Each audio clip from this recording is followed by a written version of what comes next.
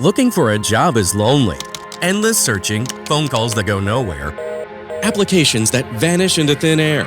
What if you could link with dozens of local companies who are hiring right now with just one connection? That's Express Employment Professionals. Find us at expresspros.com. One connection, endless opportunities, and no fees ever for job seekers. Express Employment Professionals. expresspros.com. My lease has run out on renting this booth for the last almost 3 decades of calling Buzz, Stingers, and Bees games. It's been my honor and privilege to have you on the other end listening for all these years, for all 4,181 games. Some of them good, some not so good, but they've all been a lot of fun. And I wouldn't exchange anything I've done over the last 29 years for anything else. It's to the owners, to the players, over 800 players over the years, to the coaches, to the front office staff, to the PR staff, to the ushers, the concessions workers, the security people, the parking lot attendants, everybody involved. Thank you for making this minor leaguer feel like a major leaguer. I'm Steve Klauke, and for the final time, so long from the ballpark. Hey, welcome into the latest episode of the Show Before the Show podcast, the official podcast of minor league baseball, where we come to you with heavy hearts from the minor league world this week. And we'll read to you a story from the Salt Lake Bees. Quote, longtime Salt Lake Bees announcer Steve Klauke has died at age 69. A quote from Gail Miller, co-founder and owner of the Larry H. Miller Company. Quote, Steve Klauke was a dedicated longtime employee and world-class broadcaster. Steve will forever be remembered as the voice of the Bees and holds a special place in our hearts. We will always treasure and honor the immeasurable impact he had on the sports community in Utah and beyond. Our thoughts and prayers are with his wife, Sue, and their children, Adam and Lisa. Steve is a 3-time Utah Sportscaster of the Year in 1995, 2014, and 2016. He was the Ballpark Digest Broadcaster of the Year in 2014 and just retired last year as the voice of the Salt Lake Bees. And that was the call that you heard just a moment ago leading into this week's episode of the Show Before the Show. His final sign-off after 29 years as the voice of the Salt Lake Bees, and a tough news story to process and digest for people across minor league baseball. Triple-A baseball returned to Salt Lake City in 1994, and after that return, Steve called 4,181 regular season and playoff games, and was a mainstay in the Salt Lake area. And we welcome you into this week's episode of the Show Before the Show. My name is Tyler Mon, Sam Dykstra, and Benjamin Hill. Ben, I know you'd interacted with Steve at times throughout your trails through the minor league baseball world, and a guy who, everyone who has come forward since hearing of Steve's passing has had nothing but the greatest things to say about him. And one of those guys who was a real institution in minor league baseball, which is kind of a thing that becomes rarer and rarer by the year. Yeah, absolutely. I mean, he was the voice of baseball in Utah, a state that doesn't have, Major League Baseball. And with the Bees, like you said, Tyler, from the very beginning, in 1994, I interviewed him once in 2017. And as part of that interview, he explained how he got the job at the Bees. He'd actually come to Salt Lake City to work for the Utah Jazz, doing their pregame, halftime, postgame shows. And in 1993, he heard about a new Pacific Coast League team coming to Salt Lake City, and that team would be relocating from Portland, the Portland Beavers. And so he convinced the station he was working for at the time to let him go to Portland and broadcast the last 2 games of the Portland Beavers to kind of say, like, hey, this is going to be our team. This is what we can do with it. This is how we can present it. And that worked. And he ended up, from that, showing that initiative at the end of 1993, going to Portland, really helped, establish him as the broadcaster for when the Bees came, starting in 1994. I don't believe they were the Bees then. There was a Stingers era, a Buzz era. The Buzz, I believe, were the name when they returned. The Buzz were the initial team that Steve called games for in Salt Lake. Yeah, and then there was some Stingers years and Bees. It was all Bees related. But he did that all the way through last season and then retired. And so this first, baseball season in which he doesn't have to work, where he's able to, go on vacation, spend more time with his family, to have this happen is so sad. I knew him. I did not know him well. We crossed paths on multiple occasions. The most in-depth interview I did with him was about how he loved the TV show Diners, Drive-Ins, and Dives on the Food Network, Guy Fieri. So he started a quest to go to every restaurant in a PCL city that had been featured on that show. And he had a blog called the Triple D and Triple-A that documented his desire to go to as many restaurants featured on that show in PCL cities. And as you know about the PCL, especially then, for most of the time that he was working in the PCL, it was a 16-team league, went well beyond the Pacific Coast. So, he explored America through its food. Also known for, his love of jokes. The Bees had put up some videos through the years, where managers and players would share their favorite Steve Klauke one-liners and those kind of things. So real dry sense of humor. Love to tell jokes. I remember talking to him in his broadcast booth, and yes, most broadcasters have some books around, some reference materials, but he just had shelves and shelves of books. And, he took that aspect really seriously too, of documenting the history of the Salt Lake Bees. I mean, this is a new franchise when he started, so he was there from the ground floor, not just calling the games, but contextualizing the entire history of that franchise. So in the minor leagues, sometimes broadcasters come and go, but Steve, working in that market from the very beginning, had an impact that was huge throughout the state of Utah and throughout the minor leagues. And it was just, crushing for so many to hear about his death so unexpectedly. Well, you guys had a great concept to put together for this week's episode of the show before the show. We're going to hear from some of Steve's colleagues in broadcasting in the Pacific Coast League and minor league baseball. And I would imagine there were a ton of people who really jumped at this opportunity to be able to share the things that they remembered and loved and knew about him. I know, just texting with Alex Freedman the other day, Alex said, and of course the radio voice, the Oklahoma City baseball club this year, no longer the Oklahoma City Dodgers, but Alex said, as he was talking about it the other night and breaking the news on his broadcast, he got choked up, just talking about it. And it's a fraternity, a group that, especially for people who worked around Steve for a very long time, you form connections in a way that are really, really unique. And you guys got a chance to reach out and get some input from people who knew Steve really well in his baseball life. Yeah, we did. And, as we're recording this, we're still waiting for some of those to come in. So don't know at this moment, we don't know exactly how many will be featured, but we already have some and more coming. And I'm really glad we have the opportunity to do this and to give people a sense, not just from us talking, but from people who knew him really well, to talk about who he was and what he meant to the minor league baseball, Salt Lake, and just who he was as a person. Yeah, I think just seeing the reaction across the minor league landscape, whether it's people from the Pacific Coast League or beyond even, who knew Steve in some way and called him a mentor, and the amount of people who immediately had two of his catchphrases handy, which his home run call was, "It's up there, it's out there, it's gone." And he would punctuate every Salt Lake Bees win with his catchphrase, handshakes and high fives all around. And everybody just had those like ready at their fingertips because they'd heard it so many times from Steve, because he'd been there for so long, but also he had been so iconic behind the mic. It sounds like he touched a lot of people, and I'm sure that's going to come across here in the next few minutes. So with that, we will hear from some of the voices who knew Steve well throughout his time in baseball. I prepare for each and every game no differently than if I were doing a fill-in for the Angels, or back in 1981 when I did the Illinois Little League Championship Tournament. I want to give it my best every night because the people listening deserve it.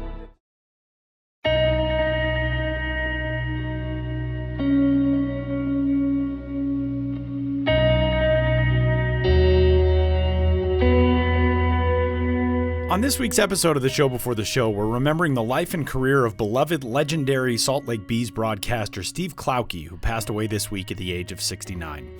Klauke spent nearly 3 decades as the voice of baseball in Salt Lake, calling over 4,000 games, winning 3 Utah Sportscaster of the Year awards, and providing the backdrop to countless summer nights for generations of Utahns. You'll be hearing from some of the people who knew Steve best during his career, including fellow Pacific Coast League broadcasters, co-workers, and more. First up is the voice of the Oklahoma City Baseball Club, Alex Freedman. It's hard to summarize Steve Klauke in just a few short minutes. I first met Steve 12 years ago when I began my current position with Oklahoma City. Even though I was much younger and had significantly less experience, he treated me as an equal from the start.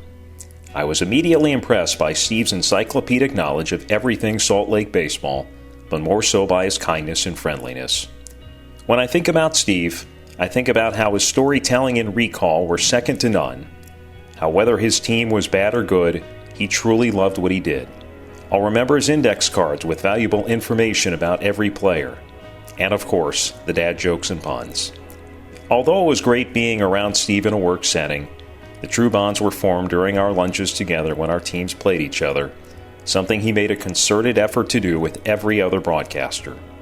And even though if our teams weren't together, he always had the inside scoop on the best places to eat around the league, if not the entire country. The thing that will probably stick with me the most about Steve was what he told me last year when I asked him about the timing of his retirement, even though he still clearly loved what he did. He said 2024 was going to be the final year of Smith's Ballpark, and he didn't want the focus to be on him instead of the ballpark's final season. In 2025, it would be the first year of a new era in Salt Lake baseball with a new stadium, and again, he didn't want to take any attention away from that. That is Steve Klauke, a man who was humble as could be despite his lengthy accomplishments, never putting himself above anybody else or the game itself. And even though Steve was retired, he was still very much a part of the game. Earlier in April, during a particularly high-scoring series we had in Albuquerque, he sent me a message to ask if they had turned off the humidors at Isotopes Park. He also completely unsolicited shared some great anecdotes about players on the Oklahoma City roster who were with Salt Lake last year. It's hard to believe a man who was so widely respected and considered a friend to so many is gone. Just a few weeks ago, he sent me a text message to wish me a happy birthday, not knowing that would be the last time we corresponded. I'd like to take a short amount of time to share my condolences and some words with Steve's family. Sue, I don't need to tell you what an amazing man you married. I know Steve was really looking forward to taking you on a summer vacation for the first time in 30 years, and I am so sorry he won't be able to do that. To Adam and Lisa, he was so incredibly proud of the both of you and wanted to share updates about your lives and achievements as much as possible. I also lost my father rather unexpectedly this past December. Following his death, I learned he was loved by so many people, including a lot I had never met before. It gave me some solace, and I hope this will do the same.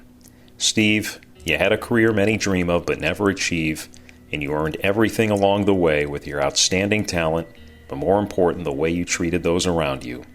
You were a great colleague and friend. I'm sorry we never got the chance to say goodbye, but I will never forget you. This is Jeff Hem with the Nashville Sounds, now of the International League, but for 8 seasons I got to share a press box with Steve Klauke when we were in the Pacific Coast League and he was with the Salt Lake Bees, and I am just heartbroken by what we all have lost in Steve. I want to express my most sincere condolences to his family. I can't imagine the shock that they're dealing with right now. Steve was such, not only a great announcer, we all knew that, and he was a big league caliber announcer who got to do some big league games and covered the Utah Jazz and was in Salt Lake for a long time. We all know Steve was a great game caller and play-by-play man. But I so looked forward to when the Sounds would play the Bees because of the friendship that I got to develop with Steve. He made people around him better. He put people around him at ease. He was your friend right away. He was always friendly. He was always ready with a joke. Sometimes they weren't that funny, but you had to laugh anyway because Steve was proud of his puns. I feel like Steve Klauke had dad jokes long before dad jokes became a meme and an internet sensation. Steve Klauke's been telling bad, and in some cases, because they're bad, good, dad type jokes for a long time. He had a line ready for anything. You couldn't try to match him or one-up him. You would try to make him laugh, and he would immediately say, well, it's like when, and you knew a line was coming with a bad pun, and it was just who Steve was. It was fun to share a press box with him whenever our teams would have series together. I also felt a special connection to Steve because he and I are both from suburban Chicago originally.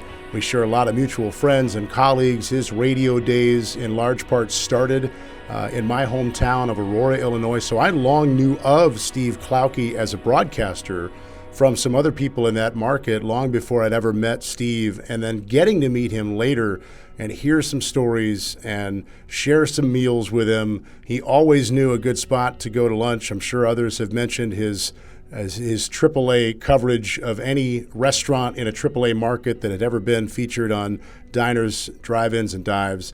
There was just so much to Steve beyond just calling a game. And I was talking with a good friend and a former colleague of Steve's the other night, and we were sharing some stories and fun memories. And look, if the goal of any of all this is to be unique, Steve Klauke crushed that. He was unique in all the best senses of the world. He was a terrific person. He knew how to call a game. His preparation was unmatched with his small, perfect handwriting and his immaculately put together scorebook with color-coded this and a note card for that. He had a terrific steel trap memory. So there's just so much to Steve that comes with getting to call him a friend or a fellow announcer. So the bottom line is the world is worse without Steve Klauke, and I'm heartbroken that we've lost him. I'm heartbroken that I had not gotten to talk to him as recently as we had. And Steve, I love you. I'll miss you. And there are so many parts of our friendship that I'll have for a long, long time. I miss you, man. Next, it's time to hear from former Round Rock Express broadcaster Mike Capps, who is still involved in minor league baseball doing Texas-based road games for the Wichita Wind Surge, and someone who spent a whole lot of time over the course of his career with Steve Klauke. Let's get something straight right up front. No one, and I mean no one, replaces Steve Klauke. No one ever could. A wit and sense of humor so sharp he literally forced friends and fellow broadcasters to either laugh uproariously or wince, running away painfully from his jokes. Steve deeply loved his people, cared about their problems, helped me through a couple over the 20-plus years I knew him. He spoke in calm, dulcet, understanding tones. He'd laugh now if someone called him an amateur psychologist, but in his own way he was, and his smile, that ear-to-ear grin, those flashing schoolboy eyes, simply sold the package as if to say, calm down, you and I got this. Steve knew how good he was behind a baseball microphone, knew he was big league, and brother was he. Turned down a handful of times pursuing major league jobs, Steve never let that denigrate his love for the game, its front office staffs, its managers, coaches, and players. Loved talking to them, becoming friends with them. And with that friendship, back came deep respect from players and coaches to their newfound friend and confidant, Steve Klauke. Above all, he loved his wife, Sue, his son and daughter, and he loved life itself. As great as he was announcing AAA baseball in Salt Lake City, he also excelled at college football and basketball and filled in numerous occasions on NBA games for the Utah Jazz, as well as fill-in work for the Angels, Salt Lake City's parent club. After hours of experiencing the grinding grief of losing a friend, the shed tears, a stomach sickened by the thought that my friend Steve Klauke isn't here anymore, I go back to a faith I'm buoyed by, a faith that tells me we all will see him again. We will laugh again with Steve, shoot the bull again with our buddy Steve Klauke, and relish in the knowledge we won't lose each other ever, ever again. Godspeed till the other side, my great friend. Godspeed. Hi, everybody. This is Tim Grubbs, voice of the Wichita Wind Surge, longtime broadcaster of minor league baseball. And Steve Klauke and I spent a lot of years together in the PCL together. Steve was there for my very first broadcast as a AAA broadcaster in New Orleans in April of 2002. He was the broadcaster for the Salt Lake Stingers. I was the broadcaster for the New Orleans Zephyrs, and I remember him giving me advice. And here I am in my home ballpark, a rookie broadcaster in the PCL, and it was day 3 of the series. He took me to lunch, gave me some advice on what's the best ways to deal with these players and deal with the broadcast and navigate everything. And obviously over the years, Steve and I shared a lot of thoughts and became really good friends over the years. And even though we haven't been in the same league together for the last 5 years, I certainly kept in touch with him and enjoyed everything he taught me over the way. I still use some of that advice to this day. Steve was certainly a good friend. I don't want to bore everybody with some of the thoughts, but one of the things, Klauke and I spent a lot of time at the diners, drive-ins, and dives over the years. We're both big fans of the restaurant. His list was much longer than mine, but we both, he was into triple figures. I was in the 90s, somewhere along that way during our travels in the PCL, but obviously we both enjoyed good company and good food and enjoyed each other. When the Wind Surge got switched from a AAA franchise to a AA franchise, I remember him teasing me that they don't give frequent bus miles in AA. He was a connoisseur of hotel frequent points, frequent flyer miles, etc. So I definitely learned a few tips from him, not only as a dad, but as a baseball broadcaster, but obviously as a traveler, and how to compile those points over the years. Not to bore everybody, but probably my funniest story with Klauke over the years is that when the New Orleans Zephyrs switched their name in 2016 to a different name, the New Orleans Baby Cakes, Klauke was the lone broadcaster who refused to say it in his broadcast. And I mean, never said it, not once. He called the franchise New Orleans. At the time, the NFL franchise in our nation's capital, Washington, had a different name, and a lot of broadcasters would just say Washington. Obviously, years later, they switched their name to Washington Football Team and then to the Commanders. But Steve was ahead of his time, and I guess he was probably the first to realize that that name and the Crescent City probably wasn't going to work. And here I am now living in Wichita. But Steve was certainly a good friend, gut punch to hear the news. Prayers for the Salt Lake Bees and that whole organization. Certainly enjoyed my time traveling to Utah over the years, to Sue, his family, and thank you for letting me share. And as Klauke would always say at the end of each Salt Lake win, high fives and handshakes all around, and have a great day. Broadcasters across baseball paid tribute to Steve this week by using some of his signature calls, including this moment from Rich Burk with the Hillsboro Hops. 0-1 pitch. Slider swinging a high fly ball, deep left field. Back goes Joe Stewart. It's up there, it's out there, and it's gone.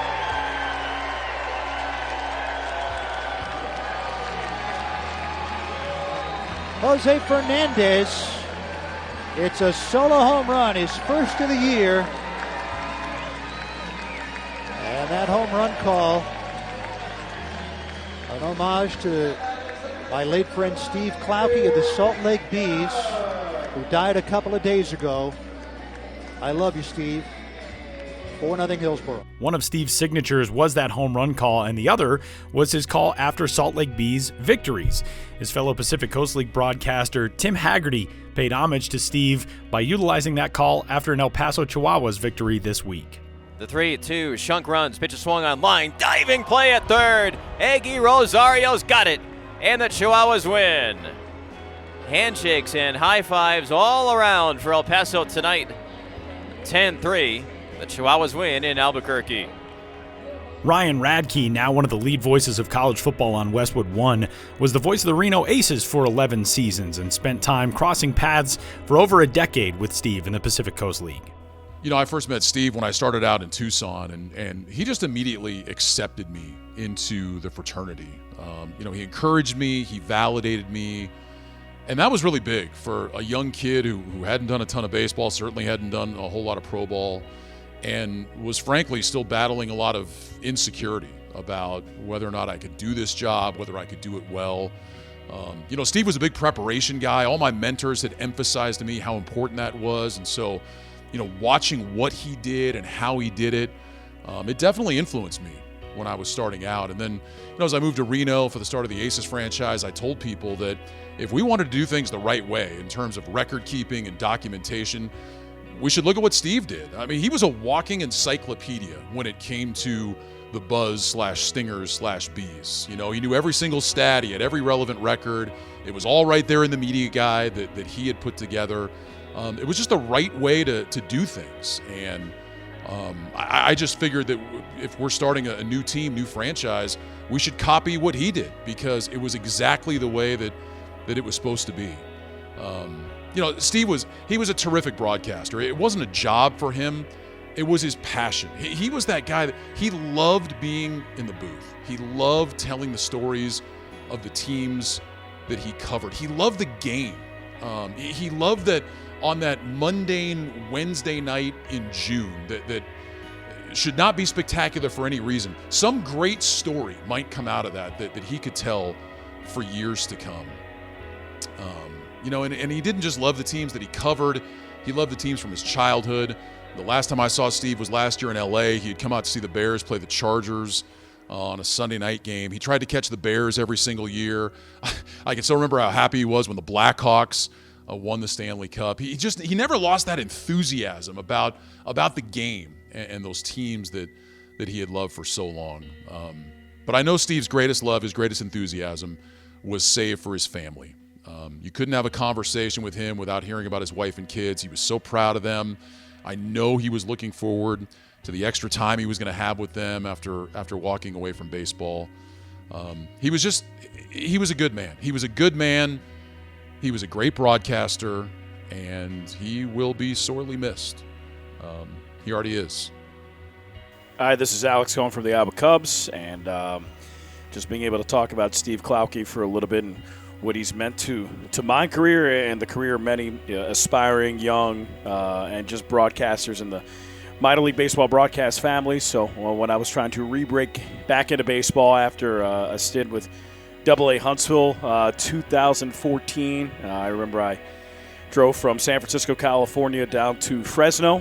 Doug Greenwald, that time voice of the Fresno Grizzlies, was so nice and let me come down and sit in the booth, and met Steve Klauke there. And Steve said, come in here and come sit down and hang out with me for a couple innings, and I did. And at that point he gave me his cell phone number and email and said, if you need anything at all, feel free to reach out. And I thought that was just, and one, it was really nice, but didn't really think anything of it. I've had a lot of broadcasters that have said similar things to me and never followed back up. But within a week, he texted me and said he heard of a couple job opportunities that were possibly opening up at the single-A level. And then I called games for the Idaho Falls Chuckers, and Chuckers were playing a game in Orem, Utah that season, and it coincided with the Salt Lake Bees game. And he knew that. He actually reached out to me, and I came in, sat in with him again, introduced him to my girlfriend at the time, then my wife, and just kept on saying keep in touch. And throughout my career, we went to the Bowling Green Hot Rods, and in 2017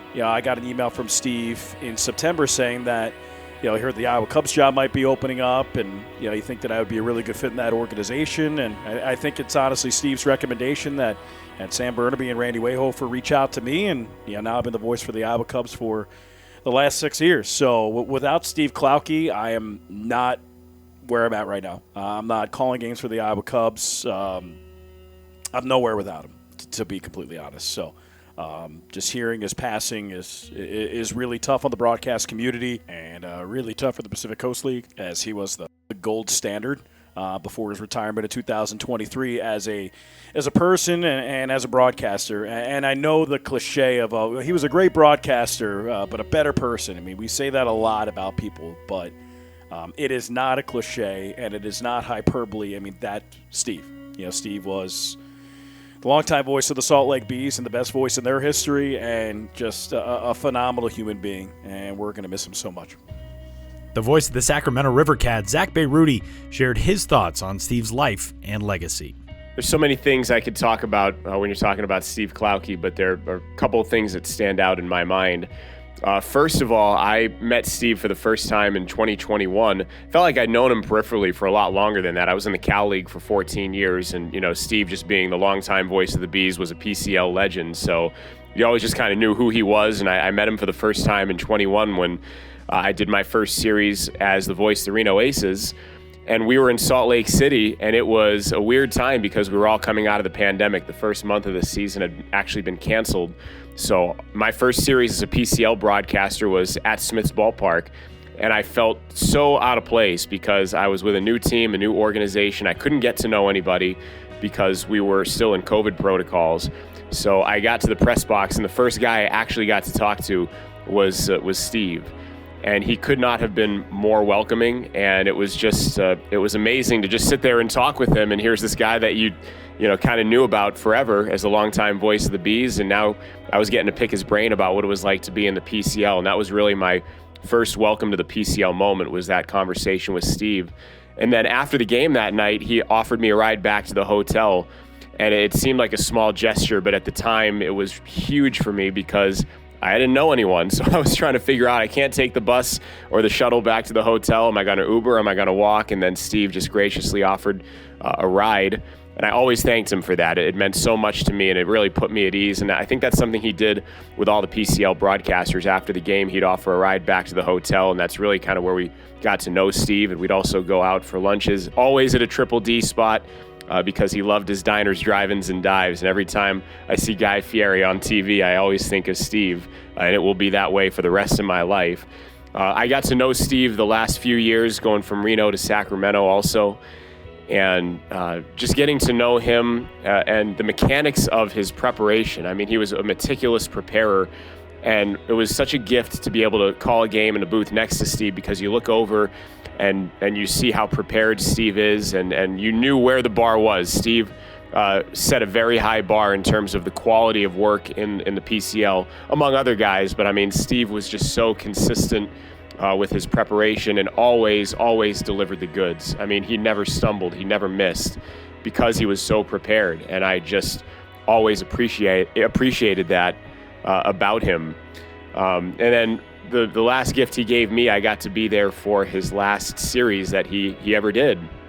I was there for the last game that he ever did at Smith's Ballpark, and just kind of being in his presence that series was something that I just tried to take in. I tried to take in how amazing it was that someone like him got to leave on his own terms, because that's not always something that we get to do for one reason or another.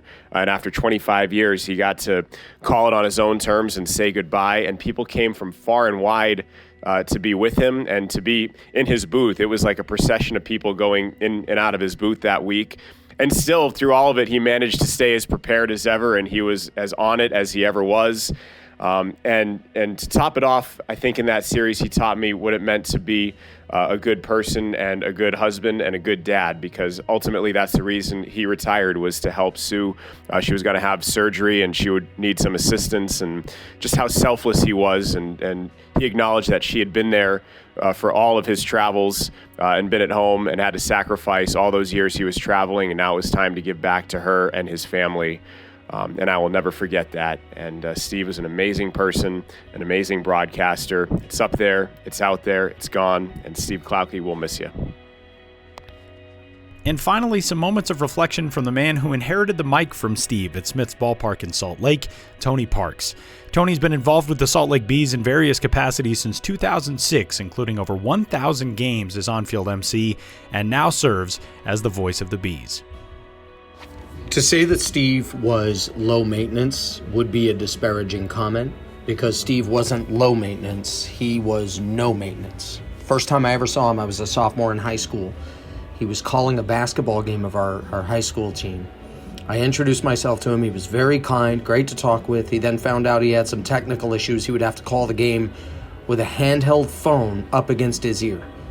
So he said, okay. They grabbed a phone. He hooked it up to the line. He sat there in the gym for 90 minutes, called the high school basketball game while holding the phone up against his ear for the entire night. When he finished up with the game, I could see the sweat off of the edge of his ear and in his hair. And he wasn't frustrated, he wasn't upset, he wasn't exhausted.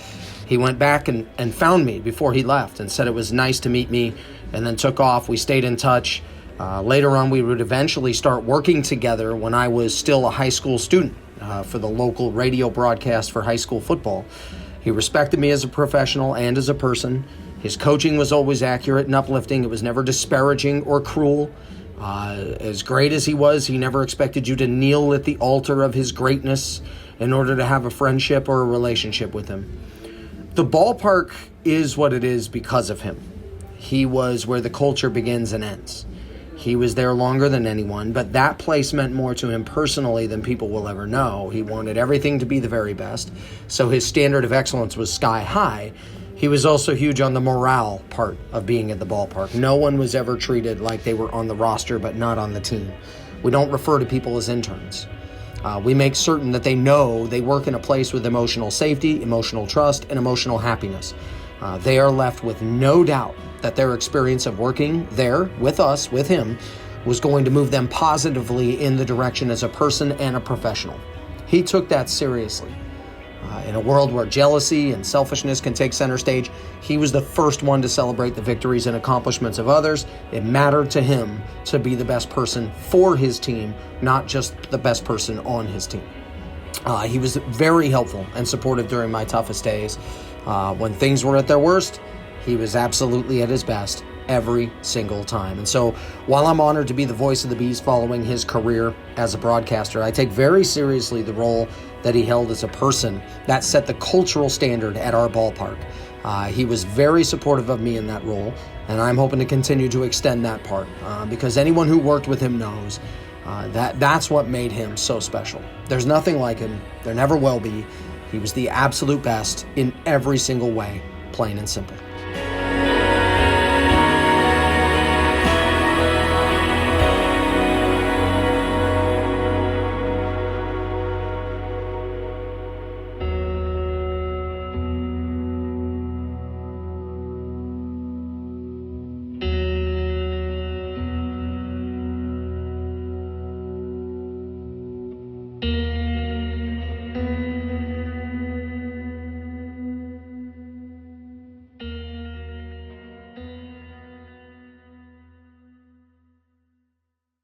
Adams swings and there it goes. Deep to left field. That ball's up there. It's out there and it's gone.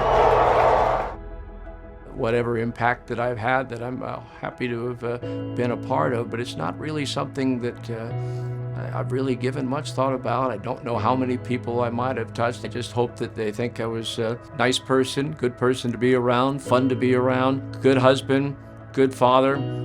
That's the most important thing to me right now. It's been my honor and pleasure to do this for these 29 seasons. I hope I brought you some excitement, a smile, a laugh, and an appreciation for the game. And I just hope that you enjoyed it as much as I did. I'm up there, I'm out there, I'm gone.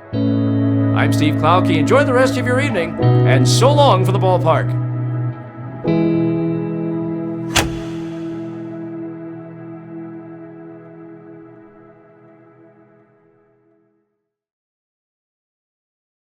Huge thanks to everybody who contributed to get an idea of who the man was. Steve Klauke, the former longtime Salt Lake Buzz and Stingers and Bees radio voice, and a guy who, if you grew up in Salt Lake, you grew up in Utah, you knew that voice, and he probably brought you a whole lot of memories. It wasn't just the Bees and the Buzz and the Stingers, but Weber State University.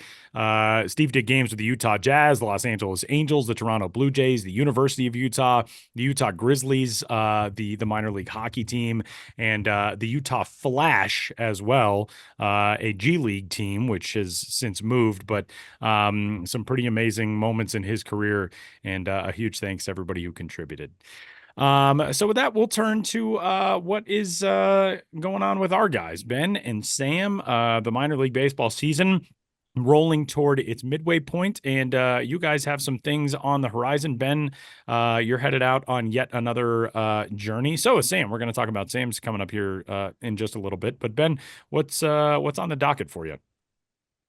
Yeah, I'm hitting the road next week, and it's an itinerary that changed somewhat from when I first announced it. So for those who pay attention to such things as my road trip itineraries, this one's a little different, kind of convoluted situation for why things changed. And yeah, no reason to get into it. It's convoluted.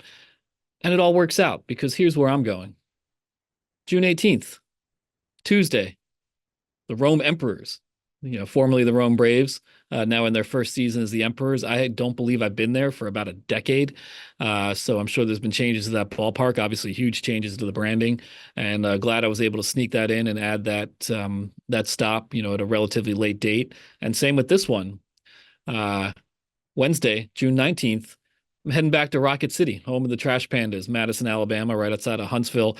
I went to Rocket City just 3 years ago, and usually, for me, the way I operate, a glacial pace, some might say, 3 years is like no time at all. But when I was reworking my itinerary a little bit and wanted to get to Memphis, and I saw Rocket City right there along the way, and thought, hey, I'll stop by there again. It cannot hurt to see some Trash Pandas baseball. So Tuesday in Rome, Wednesday in Rocket City, and then Thursday, as I said, in Memphis, AutoZone Park. That would be Thursday, June 20th. I haven't been there since 2012. Actually, the last 3 teams on this itinerary, 2012, 12 years ago it's been. So hitting up the Memphis Redbirds, AAA affiliate of the Cardinals, at AutoZone Park in downtown Memphis on Thursday, the 20th. Friday, the 21st, Arkansas Travelers in Little Rock. Another one I'm really looking forward to getting back to, Dickie Stevens Park. Remember some real unique characters I met there last time, and looking forward to meeting some more on that Friday night in Little Rock with the Arkansas Travelers. And then staying in Arkansas on Saturday, the 22nd, a specific region of Arkansas, Northwest Arkansas, technically Springdale, home of the Northwest Arkansas Naturals, AA affiliate of the Kansas City Royals. I'll be there on Saturday night. So 5 teams, 5 nights, 4 states, going from Rome, Georgia to Madison, Alabama to Memphis, Tennessee to Little Rock, Arkansas to Springdale, Arkansas, Tuesday through Saturday. And I'm looking forward to it. And Ben, as you're kind of bopping around all these places, especially with Rome, the fact that you're starting out there, how much do you feel like a name change affects the ballpark experience? I feel like that's not something we normally talk about with this stuff, and there's branding and stuff. It's all about what people are buying, what players are wearing, what coaches are wearing, all that kind of stuff, what we call them when we write about them. But then to see it in the ballpark, obviously certain things have to change. There has to be certain marks around the ballpark. But do you feel like that's a fresh coat of paint in itself, even though the actual architecture isn't changing? Yeah, absolutely. And I think sometimes fans don't notice the extent that things change in that regard. That's kind of a question I often have for front office members when I'm talking to them about a rebranding, is that aspect of it. Because when you think about it, think about any given minor league team or really any professional sports team, and just how often the logo is in the ballpark. So you're thinking about signage just throughout the ballpark, on the concourse, on the exterior, around the video board. It's everywhere. A lot of teams have, maybe 4 top tables that had the old logo in it. Those have to be replaced. Front office members, get a whole new wardrobe. They're always wearing those game day polo shirts. Those are all new. Of course, the pocket schedules, the media materials, the marketing in general at the ballpark and throughout the community. It's the kind of thing that once you start thinking about it, you're like, oh man, oh right, and this too, and this too, and this too. Oh yeah, also this. So that's a huge part of the offseason for any team that rebrands. And I'm sure you'll see it in ways big and small, at the ballpark in terms of how much changed. But yes, the ballpark itself, they've been there now for the better part of 20 years, maybe over 20 years. So that facility is going to look more or less the same. But when you really stop and look around and see all that Emperor's branding and signage and references and what have you, you realize how much it is. And I will do my best to take note of all those things. I'll keep a running tally and come back with at least 150. I am really excited to see. They did such a great job of incorporating little things into the logo and the identity. I'm really excited to see whatever in the ballpark feels like, oh yeah, that wasn't here when they were the previous identity, and now there's like a very cool tie-in. If there's like any sort of gladiatorial thing, if there's a chance that they can put you in an Emperor's box and you can give like a thumbs up or thumbs down, which was not actually a thumbs up. They did a thumb to the side, just in case. Or maybe it wasn't a thumbs down. They did a thumb to the side. I don't know. I took Latin in high school. I don't know why I remember that. But please, wear a toga, put some of those olive leaves in your hair. Do all of it if you can, please, Ben. Yeah, I'm gonna go full Caligula. Like, appoint a horse my vice president when I'm at the ballpark. Ben, what else is the exciting thing? To be going to ballparks that you haven't been to in over a decade, I would think is probably somewhat overwhelming in that, there are things that maybe you've thought of over a time of like, oh, I got to see that the next time I end up in Memphis or wherever. Is there anything else that you really have had circled on the calendar with this coming up? Well, yeah, I think those last three, especially, it was a trip in 2012 that I went. So that was just a different era of my life. I remember that trip in 2012. I had recently learned that I'd been diagnosed with celiac disease and didn't really know what celiac disease was, had no real sense of what food had gluten in it. And I remember going on that trip being like, well, I spent my whole life without a gluten-free diet, so it doesn't need to start right now. So I remember being on that trip, eating this, that, and the other thing, and thinking to myself, like, I don't think I'm going to be able to do this anymore. I think this might be the last time I do this.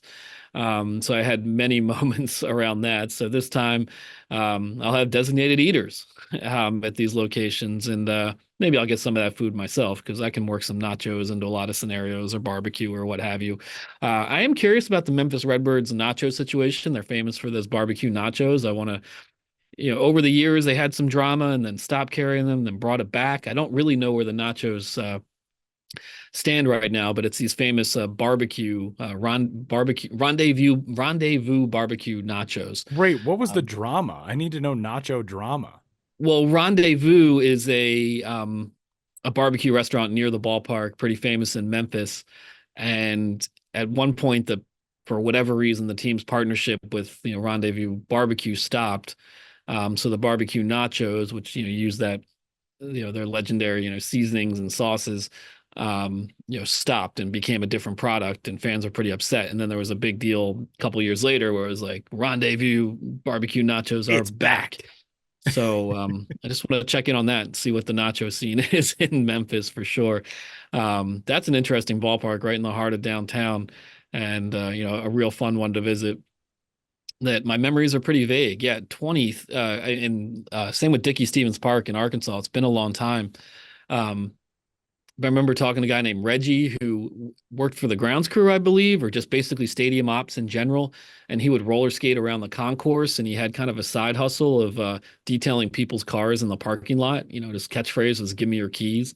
I'm not sure if he roller skates anymore, but I didn't really do a formal interview with Reggie last time. So I'm hoping to talk to him about him being an iconic ballpark character. Apparently the groundskeeper has also been there for 40 some years as well, and lives on the ballpark grounds. There's an apartment near the ballpark that I wrote about in 2012 that was housing some interns, and I wrote about being an intern for the team and living at the ballpark. So I'll be curious to see what that situation is right now. And I don't remember the name, but one of the interns who I wrote about, who was living at Dickey Stevens Ballpark in 2012, I ran into him somewhere years later, and he was like, "Oh yeah, you wrote that article." Had a picture of me in the ballpark apartment I was living in, and our GM was so mad because the apartment was filthy. It was like disgusting. And I guess the GM, I don't remember who the GM that is. Stage in life. You're like 23. Yeah, but I'm thinking, what did anyone expect from four 23-year-old dudes working in minor league baseball and living together? You do not expect a spotless place, but apparently he drew some heat for that, for representing the ballpark. Oh, that's living so space. lame. That's lame. Also, I just want to point out that when I walk around ballparks and say to people, "Give me your keys," they call the cops on me, which is lame. Yeah, well, you're no Reggie. I'm not Reggie. That is true. Well, good stuff. Of course, you can always follow Ben at Ben's Biz, at the Ben's Biz on Instagram, at Ben's Biz on Twitter.com. I don't know. Is it still twitter.com? I think they were moving it over, right? To a different. Anyway, you can find Ben there. Yeah. X.com. There's no longer likes. I like to like people's tweets when they interact with me, and now likes are private. Anymore? What? Yeah, they took away likes. They're private. I'm dumb. Everything's dumb. But you can follow all of Ben's stuff, which is, of course, very much not dumb, there and at MILB.com. And we will step aside for just a moment. We got a trip to talk about with Sam and some on-field stuff as well. And then Ben rejoins us, and we're back to wrap things up coming up a little bit later on in the show before the show.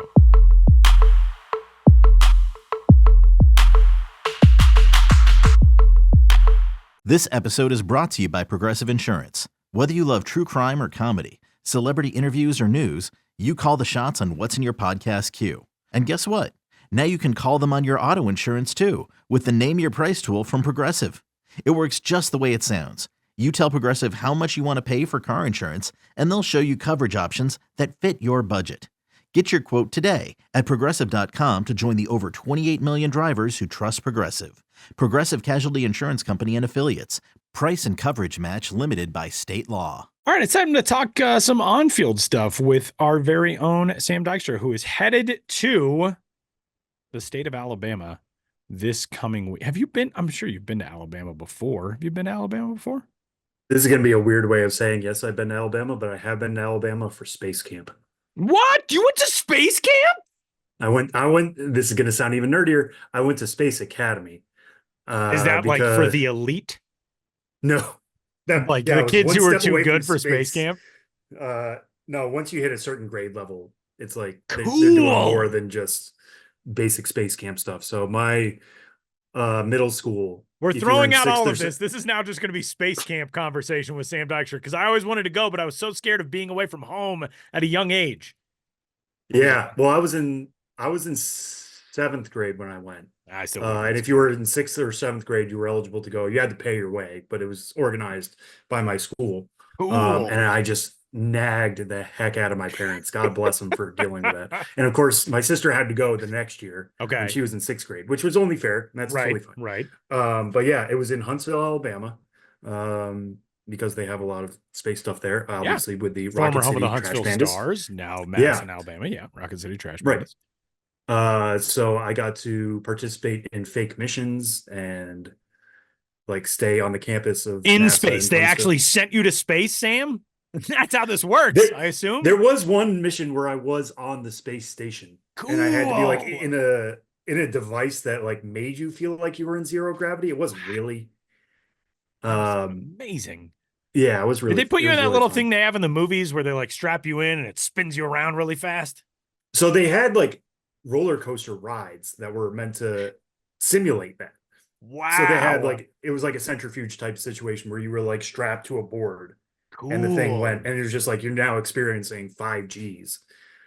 And then they had another one that was one of those, we used to have a ride in New England called the Elevator, but it was the thing that like shoots you high up, straight up, and then you come to, that simulates like what it's like to be on the rocket. Wow. Because you're just going up at the same speed. But then you get to the top and it drops and you feel weightless for a second. That's amazing. Because the thing is like dropping you, but your body still wants to float high. It was really neat. It was really neat. All right. Well, that's this week's episode of the Show Before the Show podcast. It's a bad segment for the people who say they don't talk about baseball enough. That's pretty cool. So you have been, but it's been a long time, and you're headed back to Alabama next week for a baseball week of fun. Give us the rundown of the Birmingham trip. I'm very excited for you. Yeah, this is going to be really exciting. As many people know, both MLB and MiLB are putting on games at Rickwood Field next week. They're not officially called the Rickwood Classic anymore. That used to be a game that would involve the Birmingham Barons. They would hold it in Rickwood Field, which is the longest, or it's the oldest continually used ballpark in baseball, essentially in the United States. It used to be the old Comiskey Park, and once that was torn down, I think Rickwood Field took over. So, you know, it's still standing there in Birmingham. There have been years where it's gone through some disrepair, but now it's being really fixed up, spruced up. The big event is the game between the San Francisco Giants and the St. Louis Cardinals on Thursday, June 20th. 2 days before that will be a game between the Birmingham Barons and the Montgomery Biscuits, except that's not what they're going to be called in that game. They're both changing their name to names with Negro League ties. So the Birmingham Barons will be the Birmingham Black Barons, which was actually the name of the team when Willie Mays played there during his run in the Negro Leagues before he signed with the Giants. And the Montgomery Biscuits will become the Montgomery Gray Sox. So that'll be really cool. Both of those uniforms have now been announced. You can go find them on MILB social channels. That'll be really neat to see those teams wearing those uniforms in that setting and honoring the Negro Leagues. And as part of that, we wanted to do something that's more than just flying in and going to the game, because the game itself will be really fun. But there's a whole history of baseball in the South, Black baseball in the South, Negro Leagues history, that doesn't get told all the time. There's a lot of minor league baseball history in the South too, that ties, and it's all one continual timeline, right? Like one thing couldn't exist without the other. The minor leagues in the South couldn't exist without some of these Negro League teams, getting a fan base and establishing how good the baseball can be in some of these communities and how much of an appetite there is for baseball in some of these communities. So we want to tell that story through the lens of minor league baseball and through the lens of just baseball history.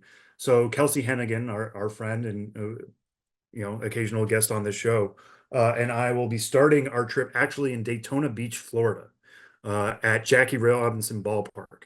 We will be going there. We'll be making various stops between Daytona and Birmingham over 2 days to tell that story, to tell those stories, to talk to people along the way. It's very much going to be reflective of the communities. It's not going to be, hey, here we are, look at us, like here I am in front of camera at a ballpark. We're going to be going to Jacksonville, where the Jumbo Shrimp, where there's a historic Negro League stadium there as well. We're going to be going to Mobile, Alabama, talking hopefully to Cleon Jones, who was he spent at least a decade in the major leagues, much of that with the Mets, but who was very involved in the community in Mobile in terms of keeping history alive. He's proposed a Heroes Plaza, which I believe they're actually doing work on right now to honor the Hall of Famers who are Mobile natives, including Hank Aaron and Ozzie Smith. And so I want to just, talk to him for a while and understand what makes baseball so popular in Mobile, why there have been so many Hall of Famers to come from that specific area. And then we'll be traveling from there up through Alabama. We'll be making a stop in Montgomery, of course, to check in with the Biscuits before the game, and then going to Birmingham itself for our final stop on Monday. The game will be on Tuesday. We will be going to the Birmingham Negro Leagues Museum, which I'm really excited about. The Birmingham Negro Southern League Museum, which I know Ben made a stop at last time he was in Birmingham and had a really good experience there. But we want to add that as part of our trip. Because one thing, we did this a few years ago, Tyler, you probably remember this, when we went to the Field of Dreams. Ben, Kelsey, and I, we drove from New York to Iowa, making various stops along the way about baseball history. And the point of that was to, show people, like, there is baseball history in your backyard. Pretty much everywhere in every corner of this country, there's something historic, baseball related, that happened there. But also, this is a road trip that you could do yourself. And I think this one is going to be more from an educational point of view. I think this isn't, there are obviously going to be people in Florida and Alabama who live in these places, and we hope they check out our story and then check out these places for themselves as well. But I think there's a lot of people who don't understand, like, every community in the South has a history of Black baseball. And storming tours, guys coming through, like the Indianapolis Clowns were a major barnstorming team filled with Black baseball players, including Hank Aaron at one point. Yeah, I was going to say, and when they watched Hank Aaron's career. Yeah, and when they showed up, it was like the Harlem Globetrotters. Everybody showed out to see the Clowns. The Black Barons were legendary in their own right, just within the Birmingham community, because they were a good team making the Negro League World Series. So I'm really excited to do this trip. I'm really excited to see what we learn and what we find out and what we can pass along. We'll be writing up a journal about our trip that'll be coming out coinciding with the game itself. We'll write about what we see at the game. We'll talk to folks at Rickwood itself. And I'm just excited to see Rickwood for the first time. I've never been to that stadium. I've heard what it's like. There's lots of good content out there about, like, how Rickwood has survived over the years, what it's going to be like next week. There's a great podcast out there called Road to Rickwood, which is hosted by Roy Wood Jr., who is a native of Birmingham and has been very involved in this whole process. I'm just really excited to at least play a small part in that. And the fact that there is a minor league angle, and that is going to be the opener on Tuesday. It's the Montgomery Gray Sox versus the Birmingham Black Barons, 6:00 Central on Tuesday. Tune in. We're going to make that stream free on MLB.com, so you can tune in there. There might be other ways, but keep them peeled on the MLB Pipeline social channels. I'm sure we'll have announcements about that. But yeah, very excited to get going. We're leaving on Saturday, road tripping all the way to Monday, and then staying in Birmingham for Tuesday's game.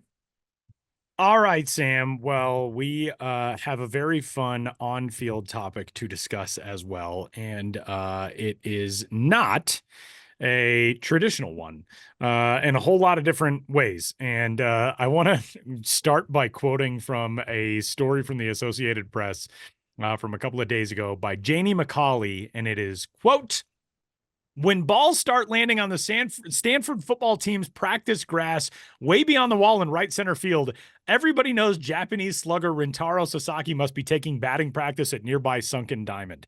Even the swim coaches have trained themselves to be on high alert on the pool deck more than 450 feet away, just in case the left-handed hitting Sasaki somehow sends one that far, and they believe he will soon enough." Rintaro Sasaki is a fascinating baseball story right now. One of the most interesting in the entire sport. A couple of years ago, you probably heard his name for the first time when he opted out of the Nippon Professional Baseball draft in his native Japan and declared that he was going to be going to Stanford. Initially just declared that he wanted to go play college ball in the United States, chose Stanford, and wants to go the route of being drafted into Major League Baseball. This is not something that Japanese players do very often, maybe at all. I don't know of anyone else, certainly with the profile of Rintaro Sasaki, who has made this jump to go from high school baseball in Japan to college baseball in the United States and try to make it that way into the United States major leagues. And he has arrived with some flash already. Rintaro Sasaki is a member of the Trenton Thunder in the MLB Draft League, and in his second at-bat of his debut in the United States on June 11th, he belted his first home run, a 2-run homer, and did it in a way in which you really kind of felt like, oh, this dude is very much for real. Rintaro Sasaki, a fascinating story. A guy who's going to be a lot of fun to watch. He has not yet played for Stanford, so he's actually making this debut before making his collegiate debut, but he's been taking classes already at Stanford, immersing himself in not only the academic side, but learning English, getting settled in to the culture that is going to be, you know, the biggest part of his life for the next however many seasons before he potentially is drafted by a big league team. This is a fascinating story, man, and I think for a while, Sam, people didn't really know what to expect. And then all of a sudden, you know, he's on a stage like the Draft League, and in his second at bat comes through in a big way. Yeah, there are so many factors going on here, excuse me, that I think make it such a fascinating story. Because I think without any one of these factors, it would be a weaker story. Like if he didn't set the Japanese high school home run record, if he was just a guy who hit like 70 high school homers instead of 140. Not 140 in 4 years.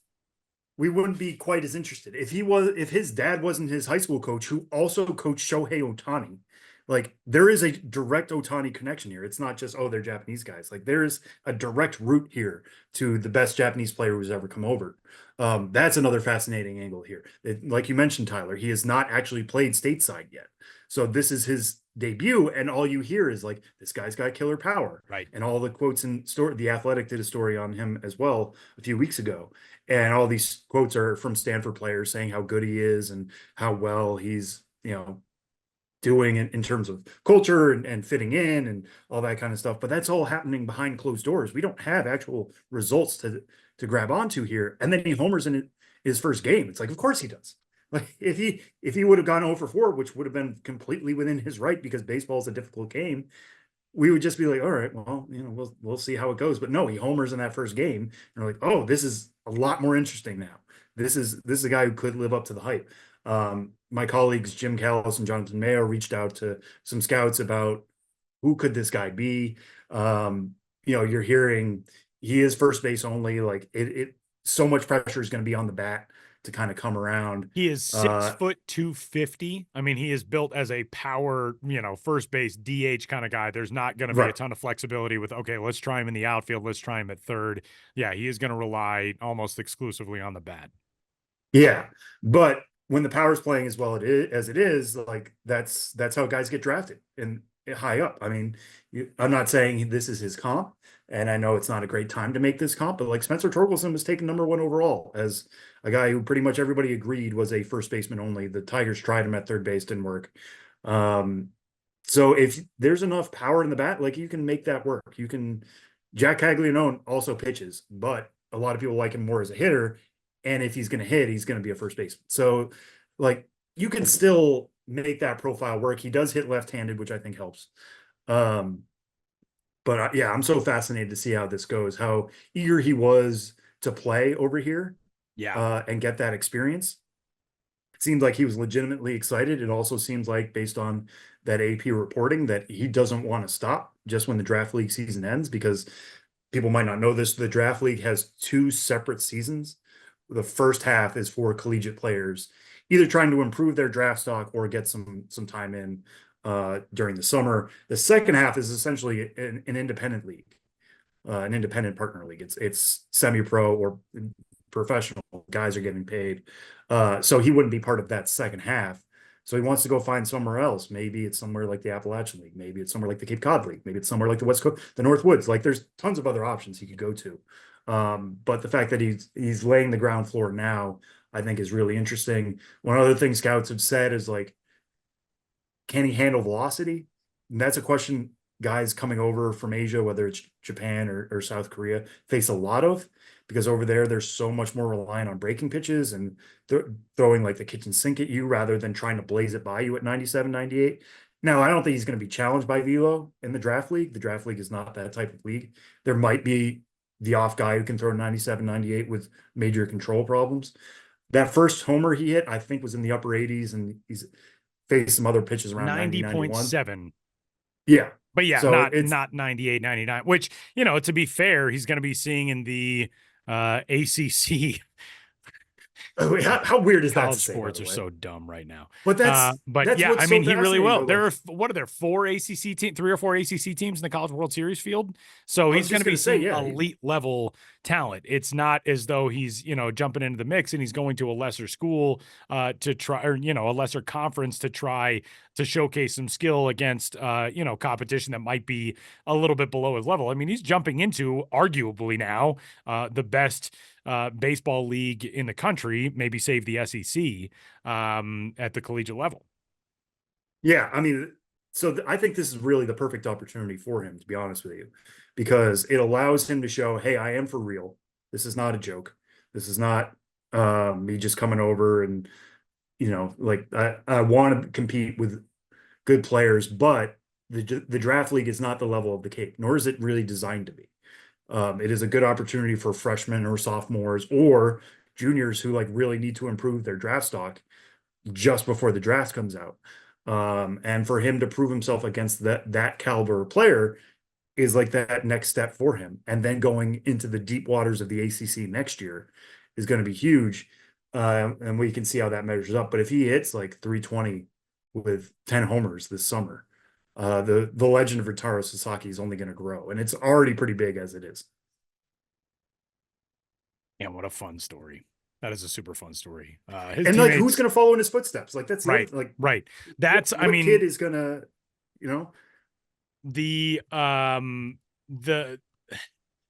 international dynamic that is at play here is so fascinating because Japan very tightly guards this talent.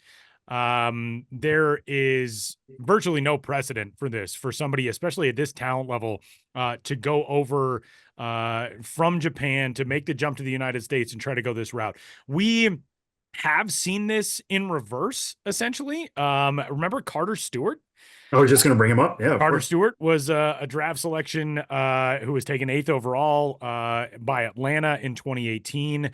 Atlanta offered money below the full slot value. for that draft pick. Carter Stewart decided he didn't want to play for that club, and so he made the move over to Japan, where he has been a member of the Fukuoka SoftBank Hawks for the last several seasons. He's 24 years old now. That was a big gamble. And in December of last year, he signed a 2-year, $10 million contract extension with the Hawks. Every once in a while, it looks like, oh, he's really getting it put together. And there have been times where he's, struggled a little bit, as is going to happen when you're doing something that's very much unprecedented. I don't think that we have seen a whole lot of players look at that and think, oh, maybe that's my route. If it doesn't work out over here, I'm just going to immediately go to Japan and see how that works out. But does this turn the tables in the flip side of that equation? If it works out for Rintaro Sasaki, do we see Japan's elite level talent make the decision, all right, I'm just going to opt out of the NPB draft, go try my luck in America? Because the thing is, with some of these leagues, and I don't know the specifics of how it works with Japan, but in Korea and Taiwan, for example, Korea much more so. Taiwan, I think this has essentially been repealed, but there are almost punitive actions taken. If you're a kid who comes out of high school and you decide, I'm going to go sign with a franchise in the United States, there's a ban placed on you for how long it will be if you don't work out in the U.S. before you can go back home and play in Korea. So there is some risk that is tied into this stuff with some international players. So there's a lot hinging on Rintaro Sasaki. This is a really, really fascinating story. Even if you're not somebody who follows international baseball, this has big-time implications for a lot of talent that could potentially follow behind him. Yeah, and I'm also going to be interested to hear from Japanese players who have come over. Like, do they wish they had gone that route? Like, we're going to get another version of this.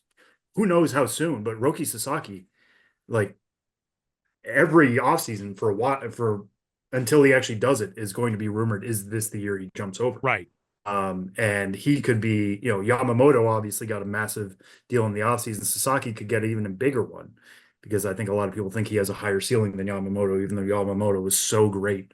If you don't know Roki Sasaki, he was the one who last year threw a perfect game and then had another perfect game through 8 innings of his next start and was lifted because of his pitch count. So almost through 2 consecutive perfect games. Yeah.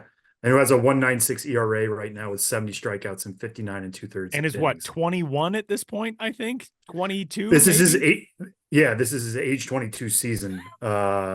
He turned 22 last November. But yeah, it's ridiculous. Like, if he were to come over, I think next offseason, he would still technically be prospect eligible, which is part of that calculus, right? Like when Ohtani came over, he was part of the international signing system. He was not part of getting posted and eligible to sign contracts for 9 digits. And he had to wait it out. And obviously it worked out for him. He signed a mega deal with the Dodgers. And I don't think anybody's complaining about how that goes, but there was some risk involved. So, like, would Sasaki be willing to allow for that risk or wait until like Yamamoto and sign when he did? But I would be fascinated to hear from Roki Sasaki right now and be like, should I have done this? Like, what if I had shoved for Vandy for 3 years, and you're not getting a 9, because then you're still signing to the draft. You're not getting a 9-figure contract, but he would be in the majors already. And then we would be talking about, like, who's the best young right-handed pitcher in the majors, Paul Skeens or Roki Sasaki, which would be a delectable debate. But we can hold that off for a little while longer. But I wonder, what are the ripple effects of this, and what do previous generations think? Well, I'm sure we'll find out. This is just the start of this story. Man, this is going to be a lot of fun to follow for years to come. I do also want to read one quote from one other fellow alumnus of Rintaro Sasaki's high school, Hanamaki Higashi High School, which did produce Shohei Ohtani. It also produced Blue Jays pitcher Yusei Kikuchi, who said about Rintaro Sasaki, quote, "I've never hit a home run in my life, so I don't know what it's like to hit a home run. When I was in NPB, I got 3 hits. I gave him one of my bats that I got a hit with. I gifted it to him and told him to try to surpass me. He still hasn't surpassed me, so we'll see how he does." Like, yeah, I get it. You got these draft league hits. Start getting the big league hits, buddy. You got to get 3 at least in NPB play before we're going to be. That is such big brother energy. I love it. Know. Especially for like somebody who went to the same high school as you. Like, yeah, you might be good, but I've been doing this for a while, pal. Just remember those of us who came first there, but So pretty fascinating stuff, and keep an eye on the MLB Draft League. You can follow the MLB Draft League. You can check out games for free at MLBDraftLeague.com and at MLB TV. And with that, we will step aside. Ben Reed joins us after Ghosts of the Minors as we get set to wrap up this week's episode of the Show Before the Show.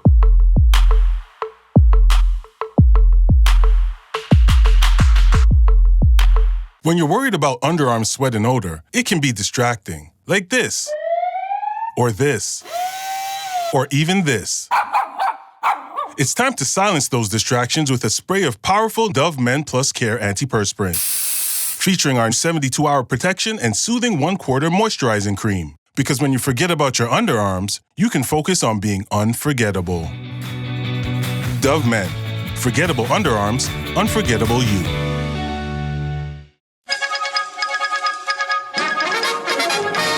We interrupt this podcast to bring you another thrilling edition of Ghosts of the Minors. Now, here's your correspondent and host, Joshua Jackson.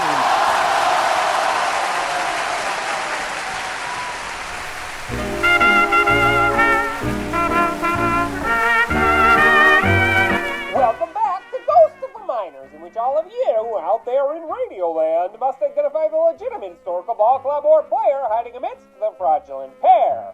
One has a real place in sporting history. The others have a fake place in sporting fiction.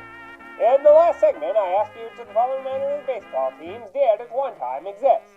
A. The Terrell Terrors. B. The Haynesville Hunts. C. The Stillwater Spirits. You're scary smart if you picked A, the Terrell Terrors, who popped up in the Central Texas League and the Texas Association for a few seasons in the first quarter of the 20th century. Terrell is a Texas town not at all to be taken for Terrell County in West Texas, but toward the other side of Texas, just east of Dallas. That's terrible. Terrell, which is in Kaufman County, had its first real minor league team back in '07 when a miserable collective calling itself the Red Stockings went 19-38 in the North Texas League. In 1915, Terrell birthed a Club of Cubs, a team in the Central Texas League, the entirety of which collapsed in late July. But the league did return in the spring of '16, and that's when the Terrors struck. The '16 Terrors weren't all that terrifying, but they weren't terrible either. Despite being the victims of the league's only documented no-hitter, Ben Davenport of the Mexia Gassers had the Terrors bat scared stiff on July 11. The Terrell team could swing it generally well enough to finish a mere 3 games below 500 in a very even league. At 29-32, the Terrors were only 7 games off the first-place Temple Governors. They did seem to have a frightful effect, though, as the struggling Central Texas League contracted from 6 teams down to 4 for the next season, and the Terrors didn't say boo again until 1925.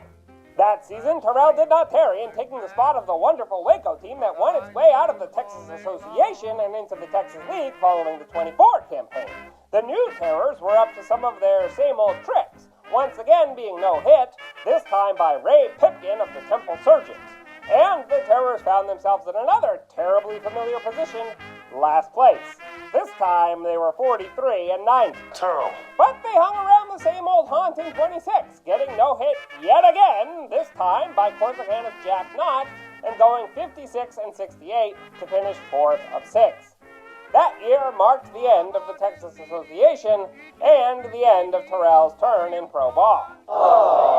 And that's how the Terrors were petrified. Now, on to the question for next time. Which of these players was right at home in the minors of yesteryear? A. Lane House. B. Dwayne Domesticity. C. Wayne Reside. Want to know the answer? Get comfortable. Or tune to the next Goes to the Minors. But for now, you'll have to excuse me. My producer Ben Hill is headed out on a ballpark road trip, and I've got to warn the fans.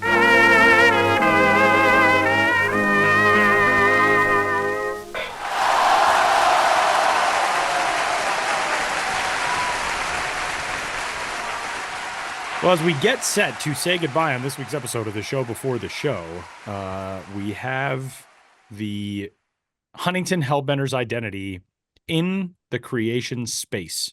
We have been in touch with the legendary Vince Petafrezzo, who is going to be doing that work for us to bring the Hellbender's identity to life. We also uncovered some other fun things in relation to this Hellbender's identity, one of which was a change.org petition from 2016 in which a woman in Asheville, North Carolina was trying to petition former U.S. Senator Mike DeWine, who I believe still owns the Asheville Tourists, or did. I believe he does, and his son Brian, is head his team GM or president or whatever the case may be. Right. Yeah. Trying to change the team name from the Tourists to the Hellbenders. But man, this lady really went in on the Tourists name, which is one of the most historic and unique and coolest in minor league baseball. And she calls it, quote, an embarrassment, which, man, you're not up on your baseball history if this is the case.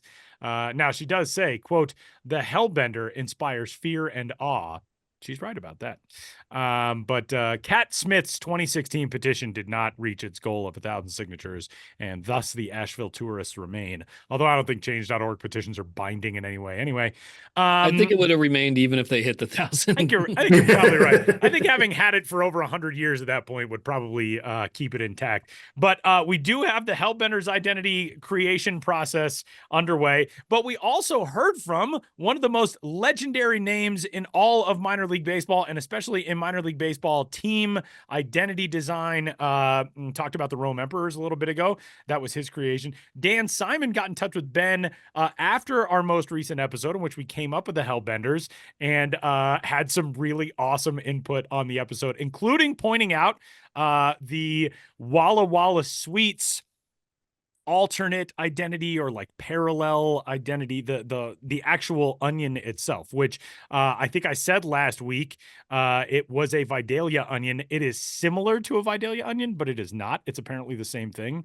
And those are only grown in Georgia, according to the Vidalia Onion Act of 1986, which, as Dan notes, quote, is really a thing, unquote. But man, Dan came in with some awesome input on the conversation we had. Yeah, when we were creating the Hellbender's identity, we threw a lot of stuff out, and we talked about Walla Walla quite a bit, because what was the suggestion we got for Walla The Walla Walla Wallabies. The Walla Walla Wallabies, yeah. So that led to quite a bit of Walla Walla talk. There is this team called the Sweets, and Dan Simon created that logo, and I love finding out that kind of stuff. Like, nope, a Vidalia onion is only in Georgia, and there's even like an act of Congress to specify that, because who knew? And I feel like our whole careers in various extents in minor league baseball, has just opened innumerable pathways to that sort of arcane knowledge that is absolutely we could live without it, but we just don't want to. Life is richer having known these things. Exactly. And everyone who listens to this podcast is therefore richer for having listened to us, and we just pass the wealth along. We don't hoard it for ourselves. This is a socialist podcast in that regard. We like to be equitable in our distribution of knowledge. Exactly. There we go. Yeah, Exactly. I like that. Exactly. But we also last week, again, there was a lot of riffing, a lot of figuring out on how we were going to get this identity together. And we talked about there aren't many logos in which the animal or thing depicted in the logo is pitching, and couldn't come up with real concrete examples, but Dan sent along some of his own work as well to show that there are some pitching logos, or if not pitching, then definitely throwing. And he points out that Mary Washington with the Fredericksburg Nationals, which is where Mary Washington lived, and you can still visit her former house in Fredericksburg.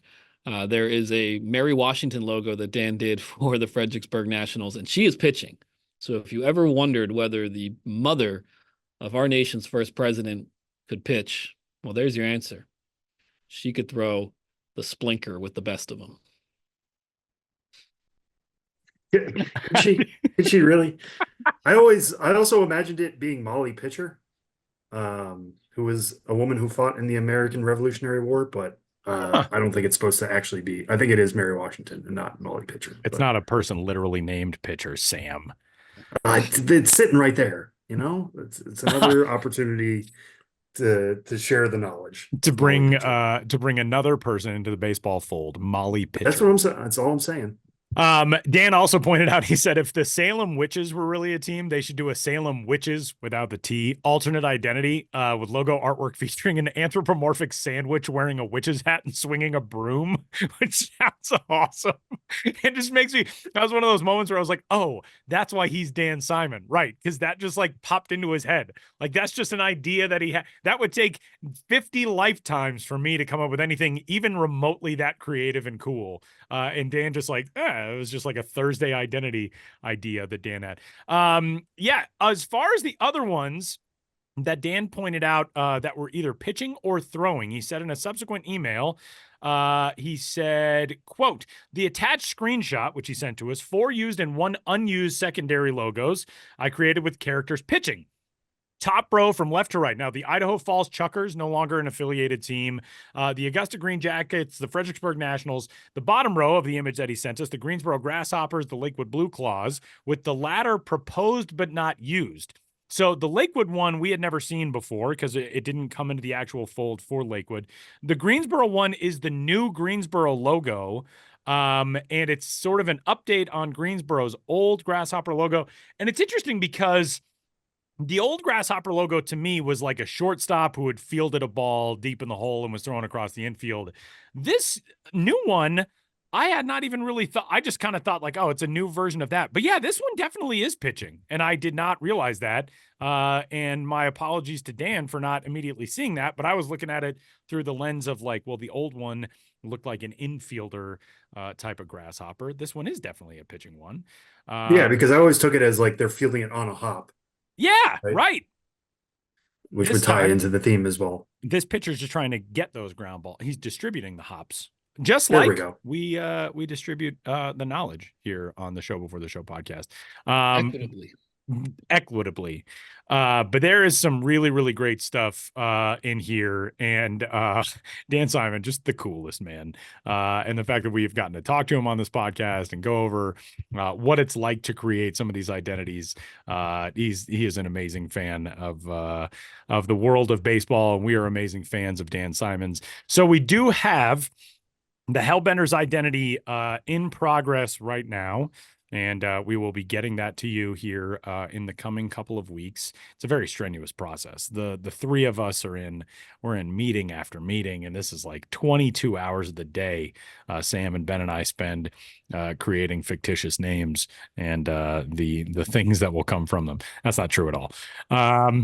But it will be coming your way here soon, and we're really excited to get to it. And with that, I think we have arrived at this week's edition of the game show craze that is sweeping the nation. It is once more time for an episode of Name That Dude. Sam is this week's dude holder, and Ben and I will be trying to name that dude. Sam, the floor is yours. Yeah, I guess I didn't think of this, but this is another former Expo. I thought of this guy first and then realized, well, this kind of picks up from the Brad Jose Wilkerson. Negro. No. Dang, how cool would that have been? Okay, no, we're not just naming. Let me get to the clues Randy Johnson before we just start naming former Expos. So this guy was drafted in 1991 in the first round. He was the 14th overall pick. He was selected out of South Holland, Illinois. He went to Thornwood High School. Okay. Not expecting that to help you guys out whatsoever, but there you go. 1991, he was drafted. He immediately went to the Gulf Coast League. Played for essentially the GCL Expos. 1992, started out his career on the full season side with the Albany Polecats of the South Atlantic League, and then moved up to High A West Palm Beach Expos. That team, by the way, was in Albany, Georgia, right? They were not in Albany, New York. You're right. You're right. Yes. Albany, Georgia. Correct. And a polecat being a skunk, which is not a term I was really familiar with until coming across that team name. Like a barber pole. Yeah. In cat form. And it smells. It does smell. Okay. So we have so he played for West Palm Beach and Albany in 1992. Mostly with Albany, actually, but he only got in one game with West Palm Beach there at the very end. Moved up to Double-A and Triple-A. That was the Harrisburg Senators in 1993 and the Ottawa Lynx in 1993. Made his debut with 10 games for the Expos in 93, and then was with the club for 100 games in 1994. Basically was a major leaguer the rest of his career. Had some. Man, so he was on that, like, may have won the World Series Expos team in 94. Yeah, he played 100 games for them, had a 731 OPS. Not necessarily great. So he's a position player. He is a position player. I have not said that yet. Yeah, but yes, he is a position player. He did spend 20 games with Ottawa in 96. In 1997, he played for Charlotte, the Charlotte Knights, who were at that time a member of the Florida Marlins system. So he joined the Marlins for the 1997 season, played a bunch of seasons with them, was traded to the Red Sox in 2002. This would be what gave it away to me, to be honest with you. Then went back to Montreal, played with the Mets for a few years, and then rounded out his career in 2007, 2008, and 2009 with the Cubs, Rays, and Padres. So the last minor league team he ever played for was on a rehab assignment with the Lake Elsinore Storm in 2009 during his age 36 season. So 17 years in the bigs, 9 seasons in the minors. Wow. And he played. I was gonna guess Trot Nixon. It's not Trot Nixon. He's not. It is not Trot Nixon. No. I remembered Indiana. I know he's a North Carolina guy. No, it was Illinois. Illinois. Some names, but didn't come up with anything. I was like Delino to Shields, but no, No. not Jamie Carroll. So he played for 7 different major league teams. The most years he ever spent with the team was the Marlins for 6 years. Had an 898 OPS for them, 110 homers in those 6 years. 5 years with the Expos, 4 years with the Mets, and then 1 year apiece with the Rays, Padres, Cubs, and Red Sox. Should get this. Wow. Cliff Floyd. Cliff Floyd is correct, wow! Nice work, Ben. MLB Network's own. Yeah, MLB Cliff Network's Floyd, I own should Cliff say. Floyd.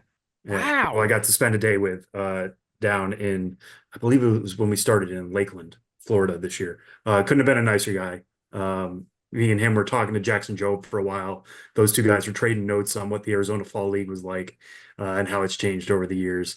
Cliff Floyd very much still involved in baseball and sharing stories and analyzing these guys and being a friend of baseball. So yeah, Cliff Floyd. You don't really have to remember him.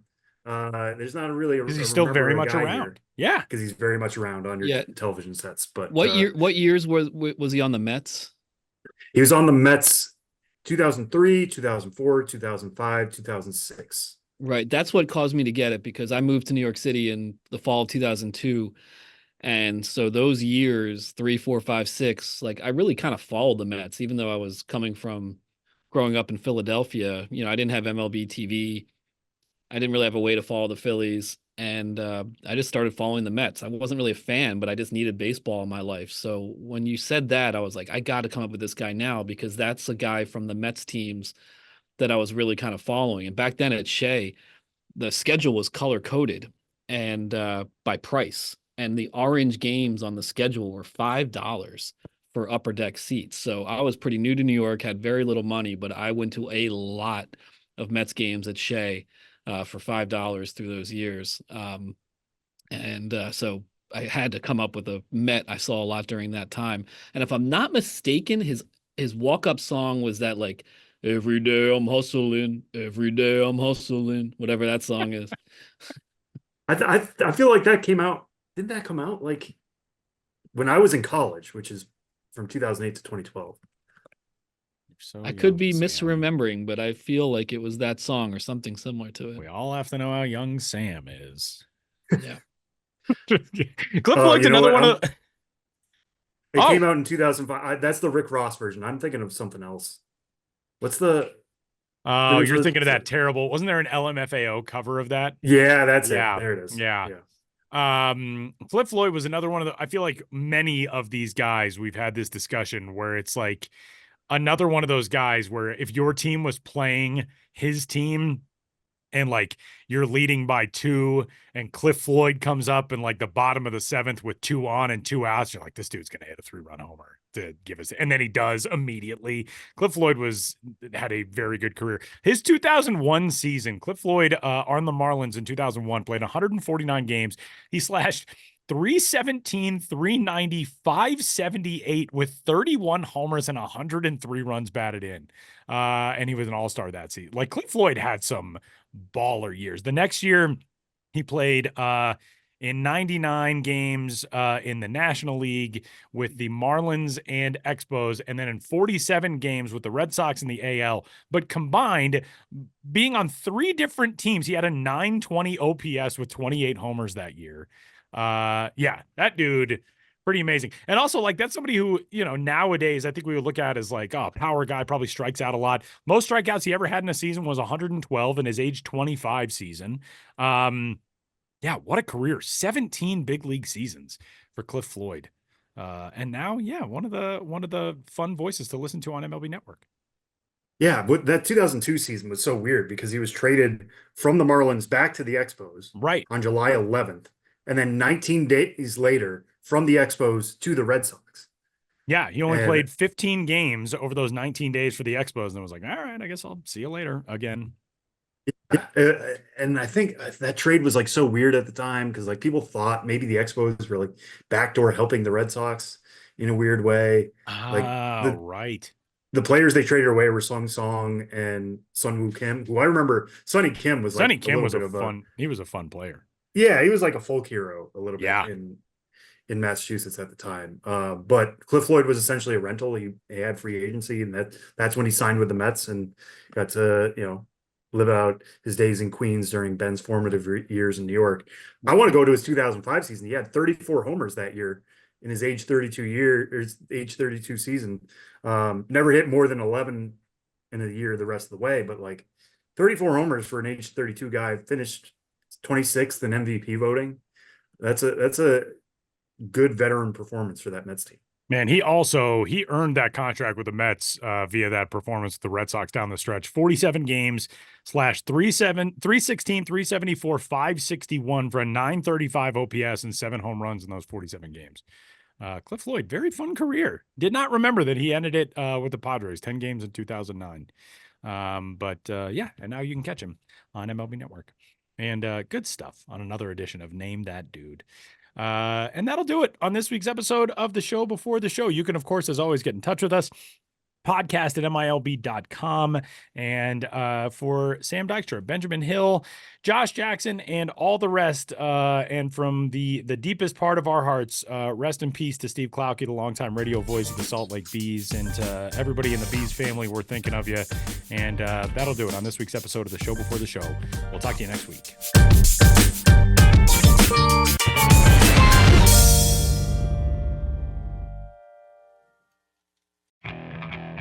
Okay, picture this.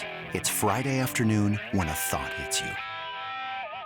I can waste another weekend doing the same old whatever, or I can conquer it. I can hop into my all-new Hyundai Santa Fe and hit the road. Any road. The steeper, the better. Because my all-new Santa Fe is available with H-Track all-wheel drive, so I can hit the trail without a worry in the world. Heck, with 3 rows and best-in-class rear cargo space, I can pack the whole family in with all our gear. We've got available dual wireless charging for our phones, so we'll never lose touch with civilization, and we won't lose touch with the primordial power of Mother Earth. So which is it?